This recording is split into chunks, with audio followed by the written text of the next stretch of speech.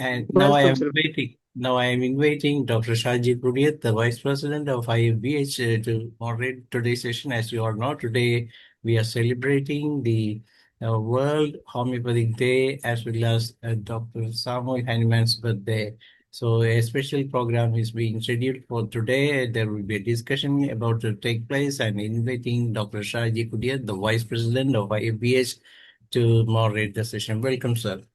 Thank you, Dr. Danish, and thank you and good evening. Thank you, Dr. Danish. Thank you, Dr. Danish, and good morning, good afternoon, and good evening to all of you from different parts of the world. I am Dr. Shaji Kudiat from Philippines, currently in Philippines, and welcoming you all to this special session. Before we proceed, I wish to have 1 minute silent prayer to get the God's blessing to nice conduct and conveying of the message expected of this special Zoom meeting. Thank you. Thank you all. So today, this special program is part of our celebration of the birthday of Hahnemann, the founder of homeopathy, the discoverer of the wonderful natural law of cure, similia similibus curantur. That is the only way, only natural law that is applied among different systems of medicine to effect a cure in a homeopathic manner, homeopathically. So this is an important discovery, even though it is known earlier to Hahnemann, but it is practically and widely start practicing as a way of prescription through Dr. Hahnemann, and we are continuing all that legacy. And as we all know, April 10th is the birthday and the World Homeopathy Day. So today, 8th of April, this special program we are organizing with the topic title as The Science of the Law of Similia, the Everlasting Legacy of Homeopathy.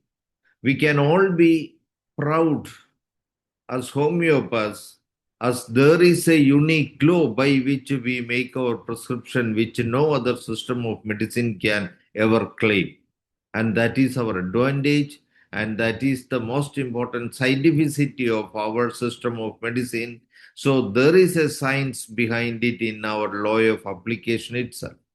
So, but we ourselves, most among us, are not convinced of it. So if we are not convinced, we cannot make the world convinced about it. Today, the long scientific principles are spread and educated among the population, telling it is the science, and we all follow that, making the real science hidden among us.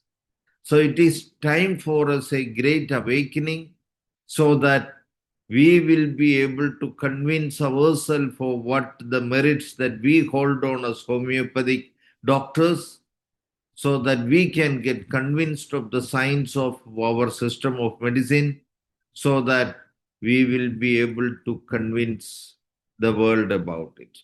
So, as a homeopathy doctor, that was my curious search, and I have identified some scientific hypothesis which I name as dynamic science. I am not going to the details of it, and which explains how mind, vital force, and DNA are interconnected. Along with that, dynamic science also explain how matter and energy are interconnected.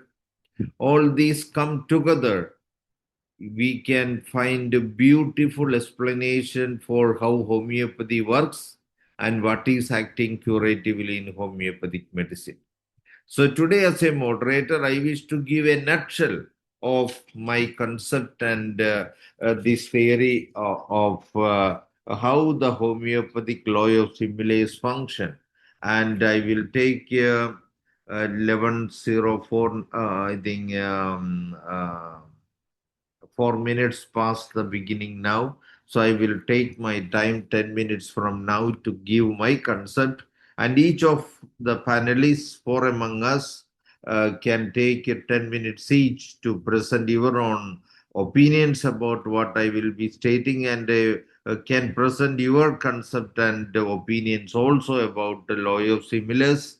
And last 10 minutes we can give to the listeners to give their opinions and comments and for a group discussion also among us. So that is the plan of today. So I start now. So vital force is an energy level entity whose presence is highly necessary for creation, sustenance, and continuation of the living phenomena. Absence of the vital force or life energy makes the physical body dead. So this vital force is actually a union of different such energies, each of which control and decide the functional capabilities of each organs, tissues, and systems, and even each cells in our body. So the vital force is actually a union of all these individual energy vibrations. So potentized homeopathic medicines also contains energy. Each medicines containing particular energy vibrational frequencies. I can explain how it happens using quantum mechanics. I have done it few times in our forum, but this time I am not going to do that. So I am making it as a hypothesis. Just understand that. So law of similars is the most important natural law of medicine based on which all prescriptions are made in homeopathy. So the question is how the law of similars work scientifically. So all homeopathic medicines, as we know, are proven in healthy human beings using potentized homeopathic medicines and which influence the medicinal energy of each medicine in the vital force which is in the healthy state. And when we apply for proving, this energy in each medicine will superpose with our vital force and make proportionate temporary alterations, and that will be expressed as manifestations during proving. And we note down that alterations in the vital force and which we call proving, and that is what we study in our homeopathic materia medica. Then now we are in practice now. When we practice, we come across natural diseases which are nothing but alterations in the vital force of the sick individual, which became sick or altered by the influence of the miasma, which is the destructive force present in that patient. So when that miasma influence, it get altered, and that level of alteration from the healthy to unhealthy express itself as signs and symptoms from head to foot, and in the personality, desires, and aversion, everything of that patient. And we gather such information in our case taking, which we call totality of symptoms. Now we compare the totality of symptoms with the materia medica and trying to choose the simillimum. And that simillimum contains an energy vibrational frequency which produce almost similar symptoms present in the patient at the time of proving. It means that this medicine contains an energy which is similar to the altered state of frequency of the vital force of the patient when it was at the healthy stage and at the disease stage. So that alteration is similar to the liberated energy present in our materia medica, the medicine we choose. That's why during proving and in the sickly condition, the patient manifests the same symptoms. So when we apply that medicine, there is a law in the physics called the law of resonance. When two similar vibrational frequencies come together, they resonate and amplify. So when the chosen similar medicine is given to the patient, that superposes and resonate with the lost purity of the vital force and reinstate the lost purity. So the homeopathic cure happens through theory of resonation of physics.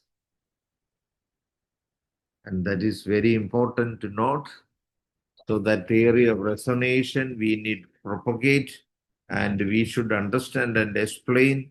And that is the way homeopathic medicine works. There is some controversy among us also. When we consider the whole vital force and the constitutionality or the miasmatic uniqueness of the patient and choose a single medicine proportional to the constitution or the miasmatic stage of the patient, which is the constitutional or a single medicine treatment. When we come and observe the heavy practitioners among us, there are very good, intelligent, heavy practitioners among us who have multiple approaches, like Richard Hughes. He has a different philosophy. He finds the simillimum through pathological means or organ specific means. That is also possible because if different organs are affected, that organ affinity also has a manifestation, and that each organs are each energy vibrations, and we can find some simillimum among our provings that suits to each organs in our body according to the manifestational similarity. So when we choose organ-specific medicines that also resonate and superpose and rectify the energy of that particular organ affected, and whereby when the constitutionality or the vital force, when we correct the energy of that organ also get corrected. So there are multiple possibilities. Then there are other doctors who use combination of both constitutional and organ specific medicines. And my guru is such a person. That's why I am confidently telling that. Even though he is a heavy practitioner, the science behind it was not well understood by my guru. So he was little hesitant to tell and declare that to the world, but he is having heavy practice during his good times, 300, 400 patients in a day. Unimaginable, but managing very beautifully. So there is science behind it. If it is working, there is a science behind it. So all these are positive. Why I am telling this is there are different approaches and schools among us and each other blaming each other. I am right, you are wrong. So all are right. So if we don't understand, we also become victim of the bigger possibilities of homeopathy and delay the progress and establishment of homeopathy in the world. So we need to become aware about the multiple possibilities of prescription and also dispensing of medicine also. There are different methods of water dispensing, globule dispensing, hair transmission dispensing of medicines. All are possible. When you understand dynamic science, all are possible. I can really and honestly explain scientifically. I'm not going to take time of all this. So with this, I wind up my concept presentation. So now I invite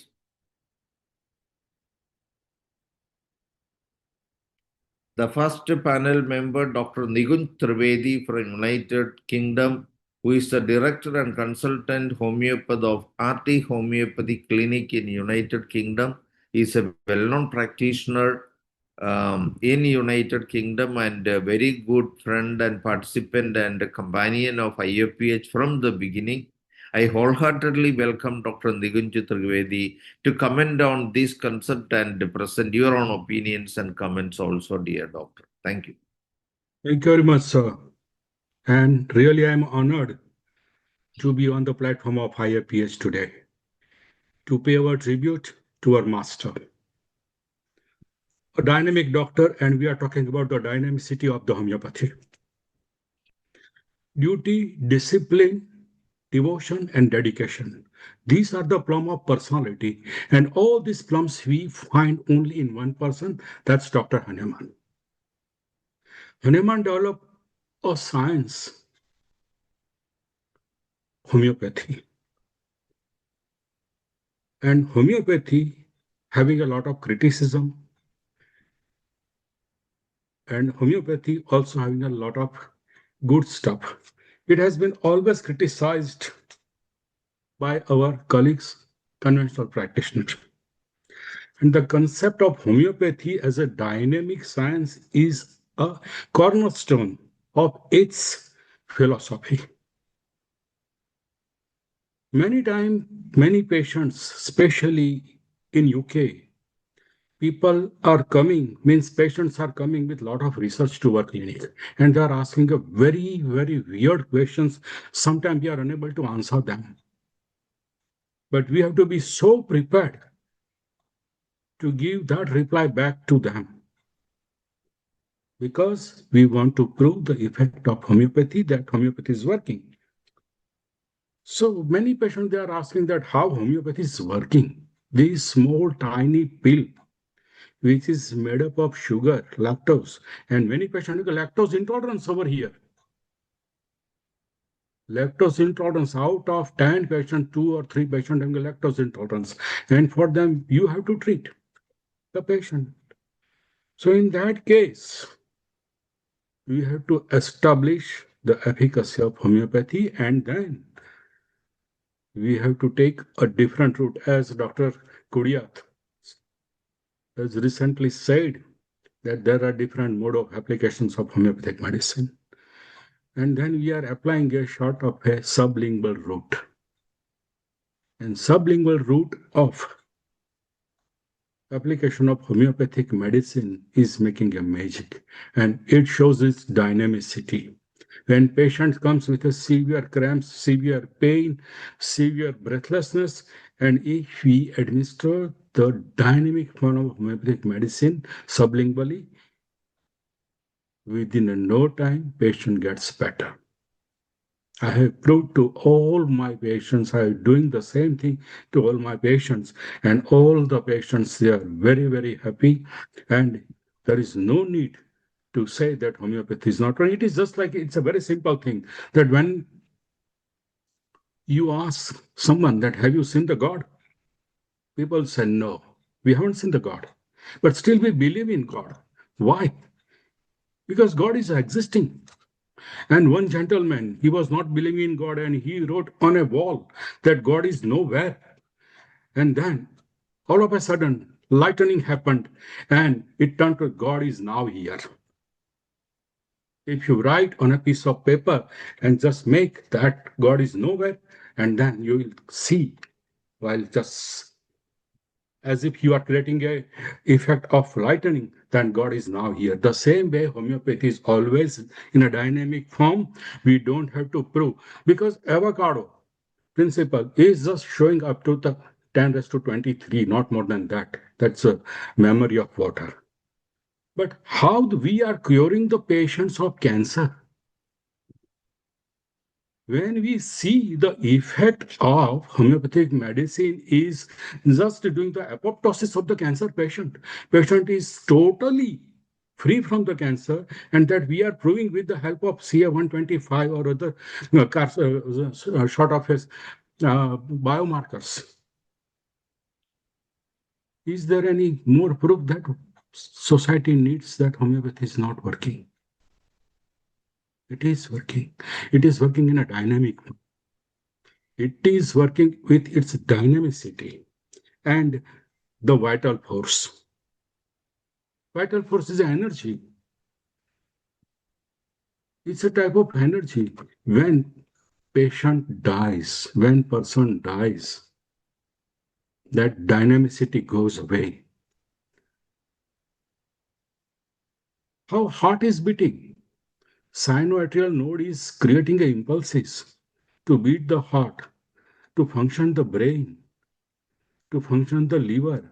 This all a dynamic process, but unfortunately, we have not enough evidence, enough scientific proof that we can show that homeopathy is working. But only one proof, that dynamicity of homeopathy is that before treatment and after treatment. This is the only thing that we can prove that how homeopathy is working, and the law of similia, that what Hahnemann found. There is another law of Herring's we should not forget.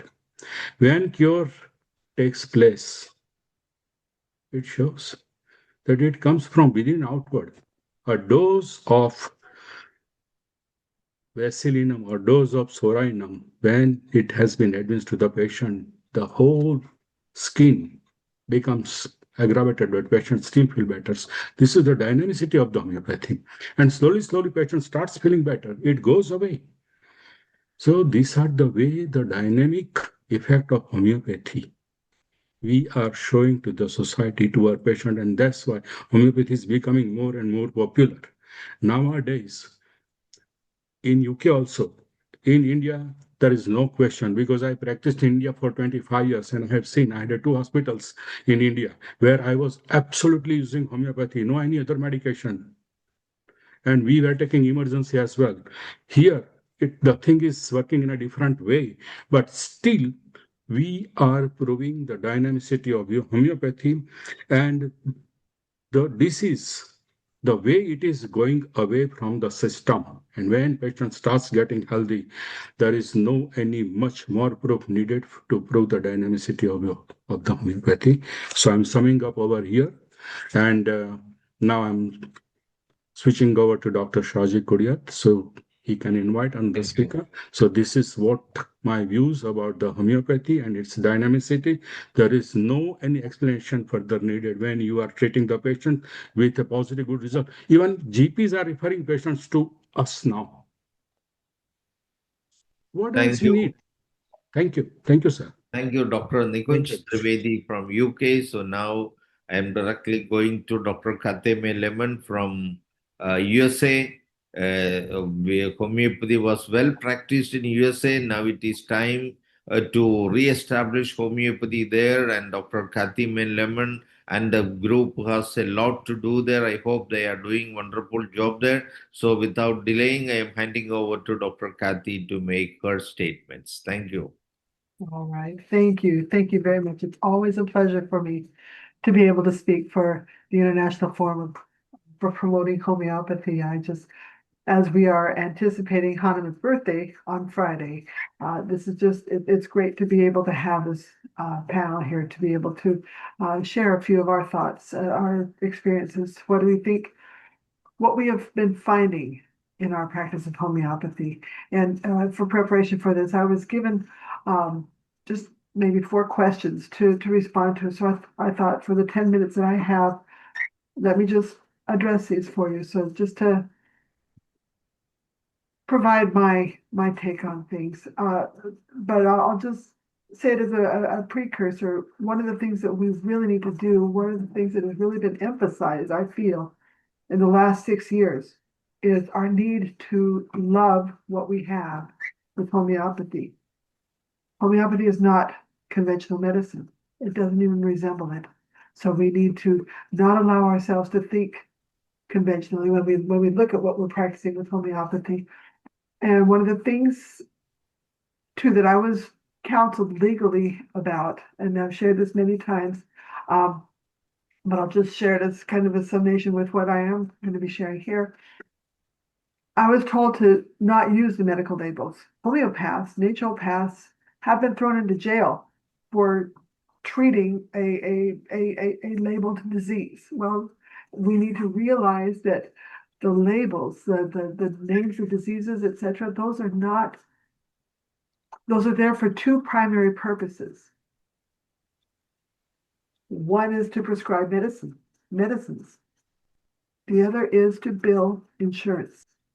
I'm sure it works differently in other countries, but primarily here in the US anyway. A label is for the prescribing of a medicine and for billing insurance. It is not homeopathic. They're not for cure. So just look for symptoms as Hahnemann taught.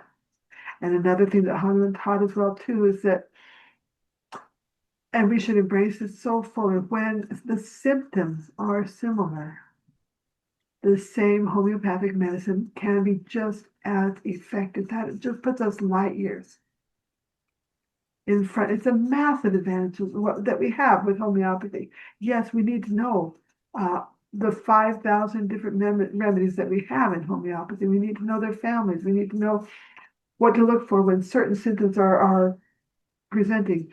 We need to know all that. But at the same time, we need to know the law of similars. Now, the first question that I was presented was the biggest challenges that I often face as a homeopathic practitioner. Yes, I'm known for my work in homeoprophylaxis, but I do have a busy homeopathic practice that I love. I love doing what I'm doing. So some of the biggest challenges that I'm facing, well, one of the first things that I tell those who come to see me is, guess what? I'm not looking for a permanent customer. I don't want to have to keep seeing you. I want you well. Well, that also tells them that basically when they're feeling better, they don't come back. I would like them to come back because I would like to do follow-up and they often do, but sometimes they simply don't. So that can be a challenge. But the other thing that I have really found that pronounces itself is those that want to come in and get a quick fix. I'm not feeling well, help me right now. Well, guess what? I have to tell many of the clients that, you know what, realize that this did not begin suddenly. What you are experiencing did not begin suddenly. So don't expect it to be cured suddenly. It might be, homeopathic medicine can allow that, but be prepared. It can take up to 3 to 6 months for things to happen. And for especially the chronic cases. Now, acute cases, those often need something to help them straight away. And we very well know many remedies that will help in acute cases, will help with things quickly. But the quick fix mentality is something that's today. Another question, examples where homeopathy has shown remarkable results in chronic or complex cases. Let me tell you, I could go talk for the rest of the day on these wonderful cases. And this is something that we need to embrace as homeopaths because we all in our practices get those cases that we just love. They're just so remarkable. And you know what conventional medicine doesn't, as a rule, like to do. They don't like to share as many cases as we do in homeopathy. We really have a blessing there. I live on a farm and yeah, we have some baby goats. And yeah, they were having some digestive issues. They were having some pretty messy BMs. And so I had to, just the other day, I had to treat them with some homeopathic medicines. And they're absolutely fine. I love it. I've been using it for years on our farm. But as far as our person-to-person human care, I recently had a boy with autistic-like behaviors. As his mother said that he actually received a diagnosis of autism. He was the 6th of 7 children. And his mom was concerned because he's not at all like his siblings, not wanting to interact with others, not able to understand story type problems in math. He wants friends, but he doesn't know how to make them. And she showed me his vaccination record. And it was massive. And I'm sure, yeah, the vaccine scene here in the United States is horrible. And I'm very glad that things are changing there, but that's a whole other subject. But in any case, I was in tears as I was looking at this young boy's vaccination record, realizing how horrible it really was. Mother didn't even realize. But in any case, what I told him, counseled the mother to help him with, is first up his vitamin C dosing. Okay, and be careful that it's not the ascorbic acid, that it's the full food vitamin C. I told her this, and I worked and found a good remedy for his specific case. And it was within a couple of days. She emailed me saying, I can't believe this. She says he's expressing himself. He's asking for things. He's telling jokes. He wants to make his own breakfast. He wants to make omelets for himself for breakfast in the morning. He has never done things like this before. So there's drama for you. I love it. We need to love this. I had a man too with psoriasis. Horrible psoriasis on his legs for some 20 years. And he shared with me that this clearly began with him, as a result of when he was in law school. And he felt very pressured from the other students, felt that they were looking down on him. And whether or not that's true, I don't know. It doesn't really matter. This is how his mind was taking it. And the psoriasis he was having on his legs was a result. He was treating it with antibiotics, with steroids for the 20 years. Nothing was happening. So I looked over his case, suggested changing certain parts of his diet, eliminating the GMO foods, eliminating artificial colorings, flavorings, preservatives, and I found a good remedy for his specific case. I'm not mentioning remedies specifically because, like I said, we have over 5,000 remedies out there. We need to know the individual case. So I found a good remedy for him. And just a couple of days after he started these, he emailed me saying, Kathy, it's like a miracle. The psoriasis is disappearing just like that.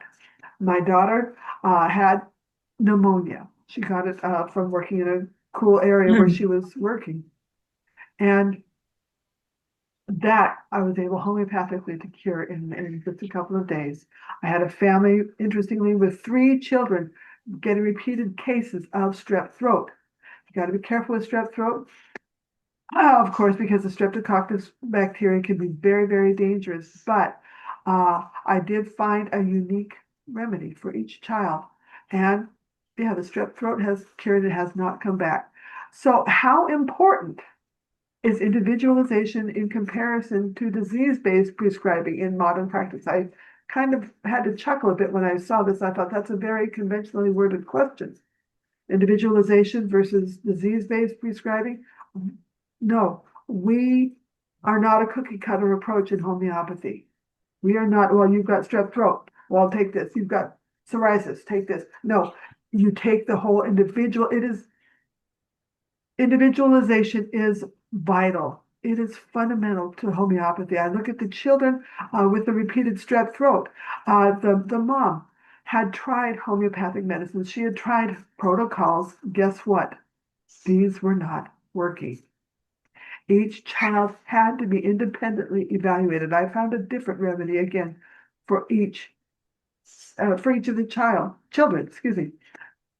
The young boy with the autistic-like behaviors, okay? Homeopathy, as we all know, works marvelously well with the symptoms being presented by autism. There's things like skin issues that can happen, gut issues that can happen, and many, many others. I have a son with autism. I'm very, very familiar with the autistic world, okay? But you look at the different symptoms and you find that this remedy will be good for this particular child. This remedy will be good for this. It's something we've simply got to do. Finding a protocol can work. It has its place, but I will simply present that when this becomes something dependent on, then homeopathy is not much better than conventional medicine. We don't need a protocol for X, Y, and Z. We need to know the individual case. Hahnemann taught us that again and again and again. Okay. And finally, with strategies and documentations, for standardization, Yes. I am not a fan for standardization. Standardization Okay, doctor. can be too restrictive. And I guess my time is up. So these Okay. thoughts I live with you.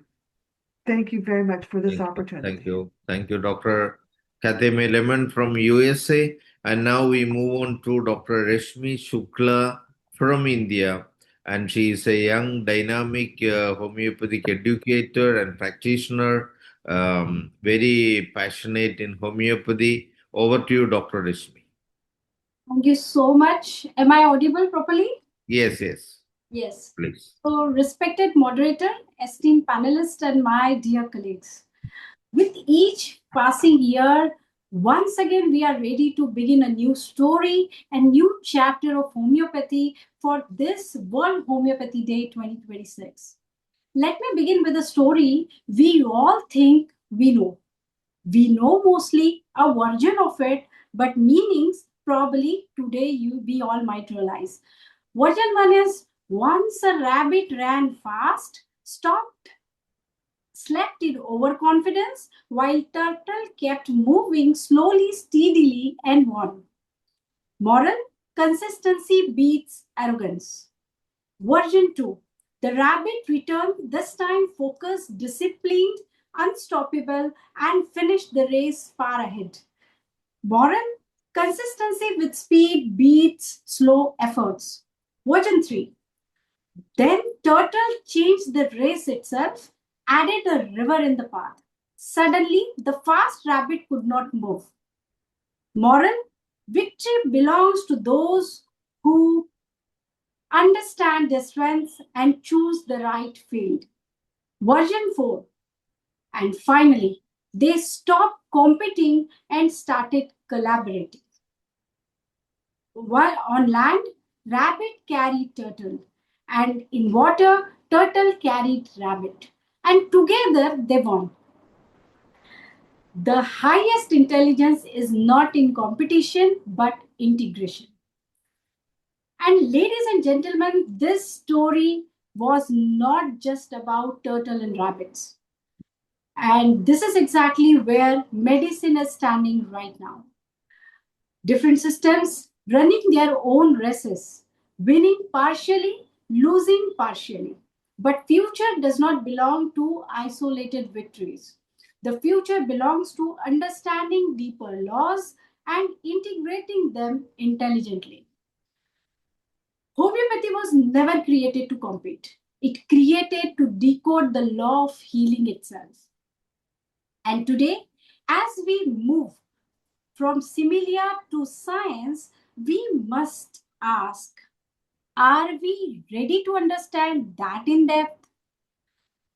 So basically, here we have just gone through the story, but it is not just a philosophy. It is the journey of homeopathy, and I think it is a journey of whole medical system itself. Every system came and ran its own race. But until they decide to come over the same page and integrate together for healing of mankind, I think no system can be complete, no mission healing can be complete. So basically, all medicine has evolved from observation to refinement to adaptation, and finally, no medicine can complete without integration. So law of similia, which is like at the heart of every homeopath and homeopathy lies, is similia similibus curanter. Often quoted but rarely understood. And it's not a poetry. It's a clerical law that was derived from observation by our great master Samuel Hahnemann. A substance that can disturb, can restore also if deployed in correct way.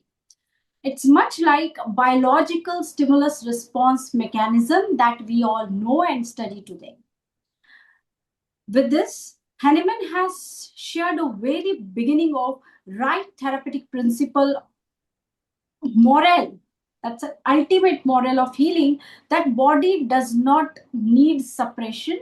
It needs intelligent stimulation. Nature heal itself. So coming to the most, there are all my topic was to discuss the cardinal principle of homeopathy with the current scientific understanding, and I'm trying to make it as brief as possible. Basically, when Hahnemann called that system as a vital force, that is the doctrine of vital force, today's science calls it something else, which was discovered almost 70 years later when Master discovered the law of this doctrine. And basically, this vital force, can't we just find the glimpses of Hahnemann's dynamic, autocratic, unintelligent? Can't we sense all these whenever we hear the terms like gene regulation, signaling pathways, neuroimmunological networks, and most importantly, homeostasis? So when Hahnemann spoke of vital force, he did not have the language of genes or molecular biology, but what he perceived was undeniably a regulatory intelligence governing the organism. And that is where the whole story which science is still trying to find is about the homeostasis. And the point that hit me hard, when I was reading Guyton, that is a physiology book by Guyton, he said although he could uncover layer by layer physiology to at most its level, but he could not find the exact point from where it all starts. And my dear friend, that's what the vital force concept supports. Many more points to be covered. Each point can be a big lecture, but definitely I have to squeeze in just to give the glimpses of what I have understood being a professor and teaching organ and for probably 20 long years. So today, when we speak gene expression and bioregulation, we are not contradicting Hahnemann. We are translating him into his in today's most modern languages. And I think this is the short effort that I am trying to do.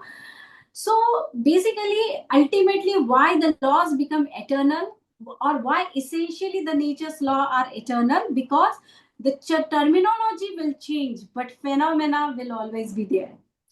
So disease is not merely a structural damage, it's a disturbed regulation. And this is what Hahnemann propagated very strongly when the most primitive old school causa occasionalis and tole causum thing was going on. That time Master intuitively put up this derangement of vital force in the means this is the real disturbed regulation or disturbed homeostasis. This is what Hahnemann wanted to convey. So, and cure is basically just restoring that balance. Remember aphorism 2. He just said that you just have to do enough to restore the balance and body will heal. And this is what homeopathy actually progresses on and on with. Here, the short words about immunity and similia is basically we keep on hearing the glimpses of similia in many modern pharmacological sciences. Vaccination, minus the controversy, but understand the origin somewhere around similia, almost 90 years of after the discovery of law of similia.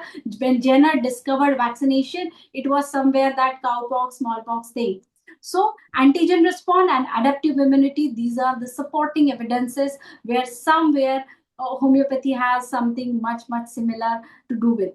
So ultimately, the whole science will have to understand that the body heals best basically when it is guided and not overpowered, the way which is happening in most of the system of the medicine.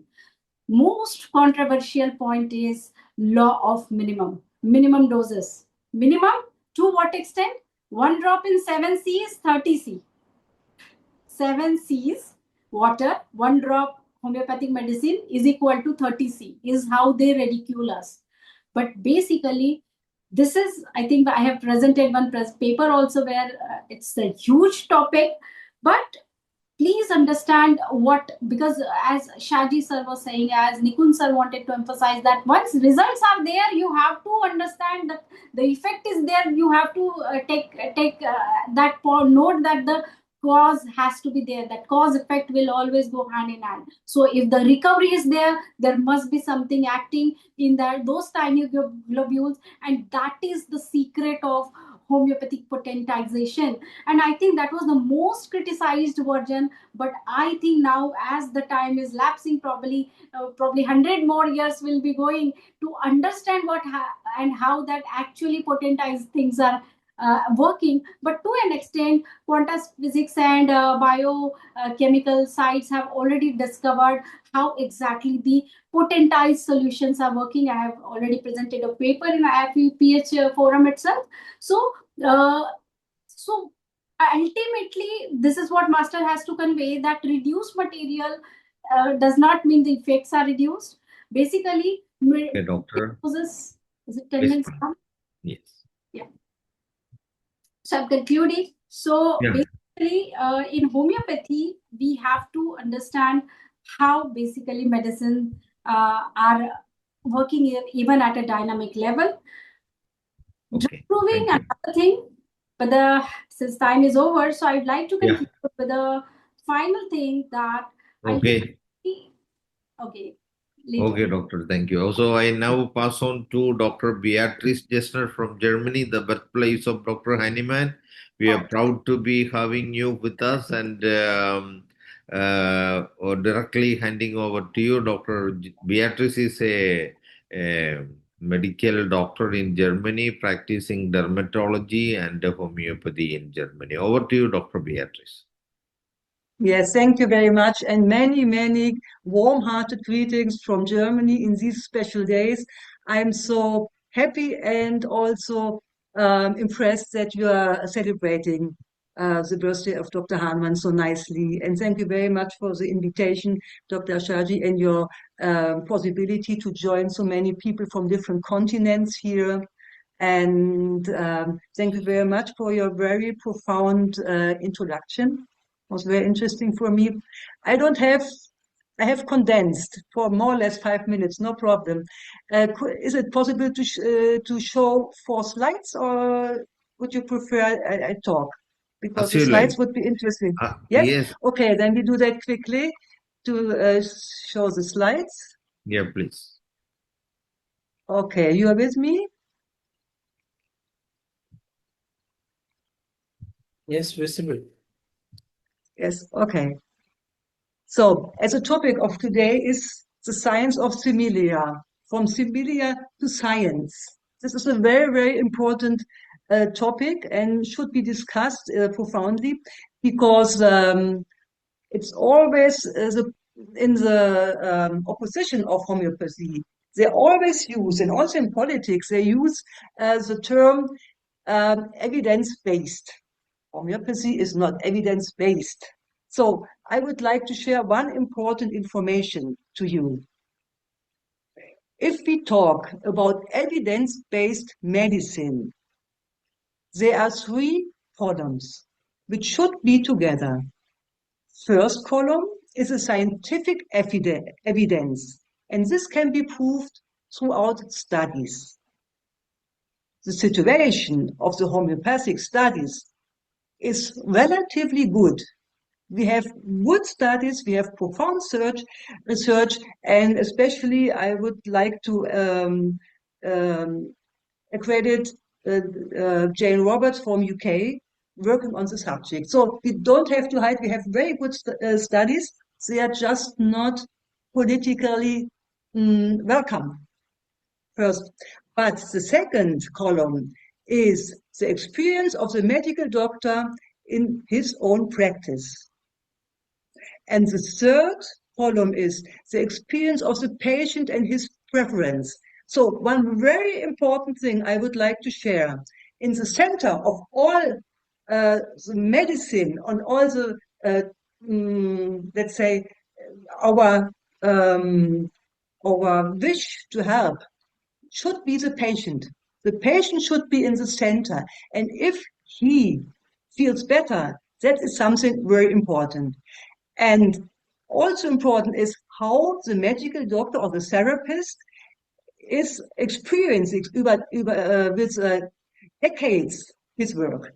So very important. I would like to give you that information. Only 3 more minutes, Dr. Shadi, no problem. In Germany, in the year 2005, there was a big study, a cohort study. It was not a scientific study. It was a study about the outcome of the patients. And in Berlin, which is the capital of Germany, in the Charité was the main hospital in Germany. So they made an examination of quasi 4,000 patients. And it was about certain diseases, like polynosis, like migraine, like rheumatic diseases. And the patient had to say how they did feel better, how were their symptoms, and so on. Because of the very good outcome of this study, Germany in this time accepted, the health insurances accepted homeopathy to be paid. So if we talk about science and scientific work in homeopathy, for me, it's a very privileged form to make cohort studies with patients, because they are in the center. They have the disease, they feel if they are better or not. And second, and to come to the end, also Dr. Shadi pronounces in the beginning, we have to understand profoundly that as human beings, we consist of energy. We are energy. And our energy is partly condensed as materia, but the rest is energy. So it would make sense for the future to investigate the laws of this energy. And this could be the next step to develop medicine. And as Dr. Shaji also said, it's in the area of physics. It's not very far. So thank you very much. Always happy to be with you. And could I have a little question to Dr. Nikuni Trivedi? Sir, when you did start, you were talking so nicely about Dr. Hahnemann. You said he has beauty, he has discipline. Could you repeat, please, the qualities of our master? It was in the first sentence. Please unmute, doctor. Yeah.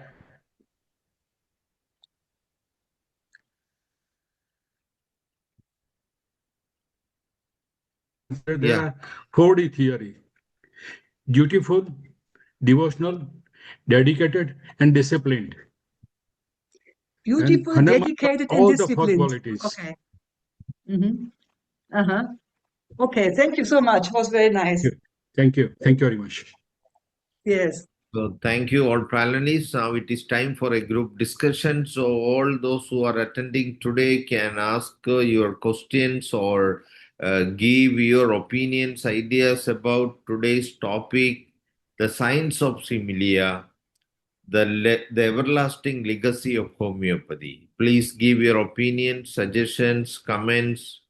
Those who wish to ask questions or make statements, please raise your hands and we will call you according to your order for raising hands, please. Sir, you can ask questions to our beloved guest itself, so that they can add something more on that.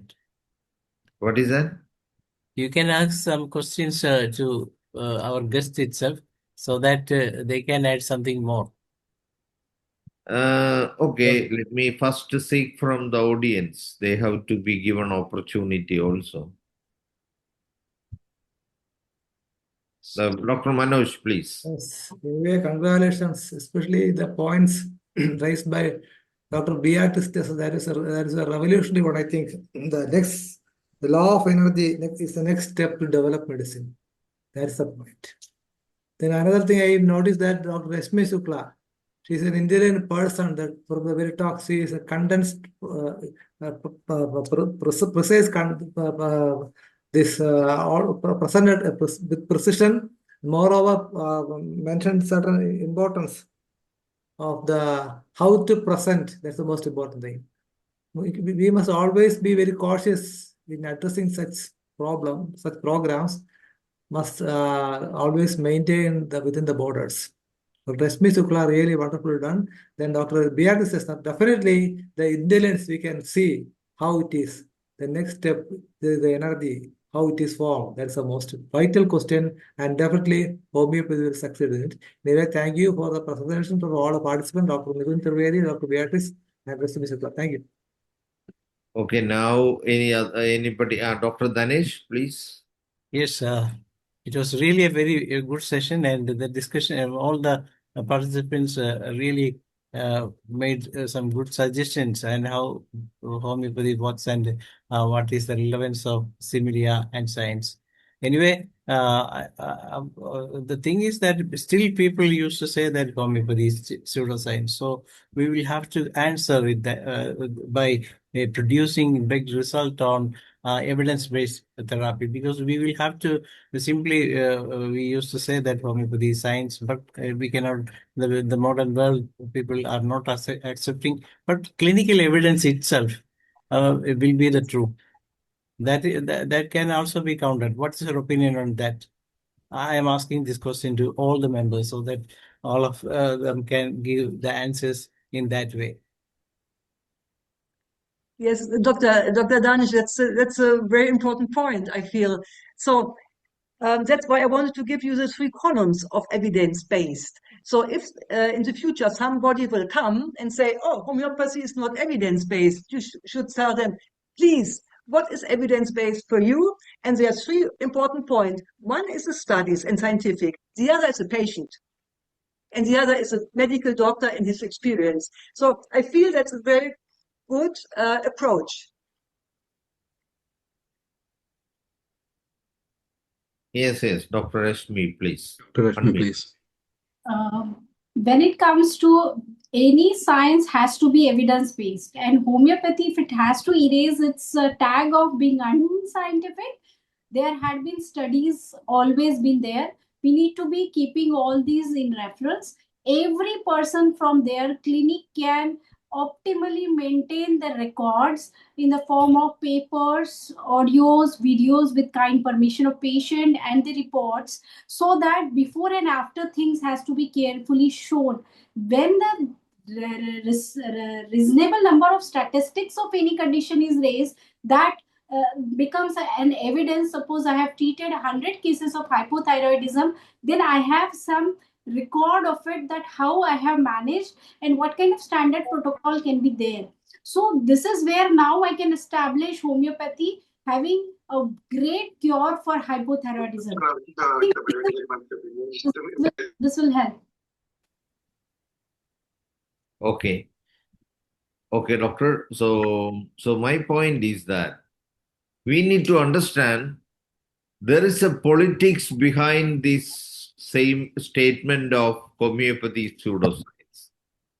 It is constantly established and wants to remain established in such a way by the investors of the world who control the world and the pharmaceutical industry, that also we need to understand.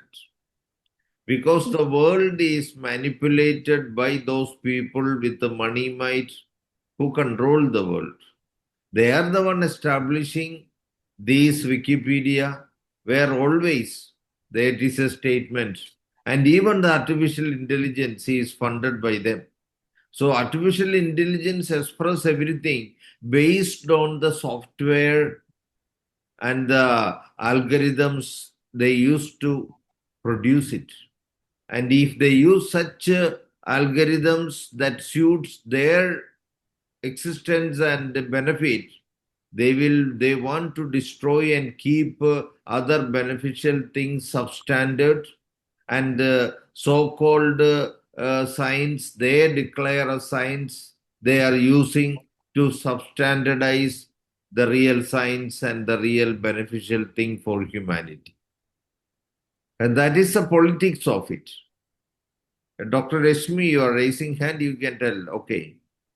Sir, my call over this is, let us not reduce homeopathy to fit in the science. Let us expand the science enough to understand the homeopathy, and the That's the result point. speaks itself. So let us Exactly. and show the That's the result point. to the world, and we are surviving. We will survive with the results only. So let us keep showing great results and keep shining. Exactly. You are absolutely right, Dr. Rashmi. Dr. Nikunj, please. We have 2 minutes left, please. Yeah. So when patients are asking about how homeopathic medicines are working, right? So in that terms, I always explain them to our allopathic colleagues when we meet in some meetings, conference like that. So I tell them that we are using a dynamic form of homeopathic pills that has to be put under the tongue, and tongue having a 2 type of nerve supply. One is sensory, one is motor.